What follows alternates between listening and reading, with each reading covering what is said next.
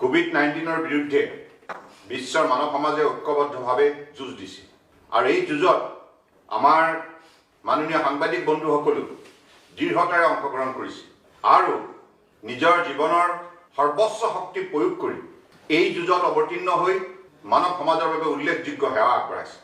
মই অসমৰ প্ৰতিগৰাকী সাংবাদিক বন্ধুক তেখেতসকলে আগবঢ়োৱা গুৰুত্বপূৰ্ণ বৰঙণিৰ বাবে তেখেতসকলে লোৱা পদক্ষেপৰ বাবে আন্তৰিকতাৰে কৃতজ্ঞতা জ্ঞাপন কৰিছোঁ।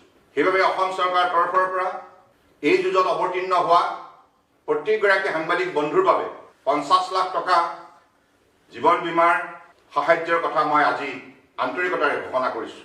মোৰ দৃঢ় বিশ্বাস আমাৰ অসম চৰকাৰৰ স্বাস্থ্য বিভাগ লগতে খাদ্যৰ যোগান বিভাগ, পৰিবহণ বিভাগ, জনস্বাস্থ্য কাৰিকৰী বিভাগ, শক্তি বিভাগ, কৃষি বিভাগ, পুলিচ বিভাগ সকলোৱে মিলিত প্ৰচেষ্টাৰে অসমৰ জনগণক এই লকডাউন কাৰ্যসূচী চলি থকাৰ সময়ত নিষ্ঠাৰে সেৱা আগবঢ়াইছে আৰু সমান্তৰালভাৱে সাংবাদিক বন্ধুসকলো এই কামত আত্মনিয়োগ কৰিছে।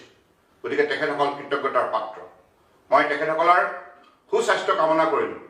সকলোৱে নিৰোগী হৈ থাকক, স্বাস্থ্যৱান হৈ থাকক। ধন্যবাদ।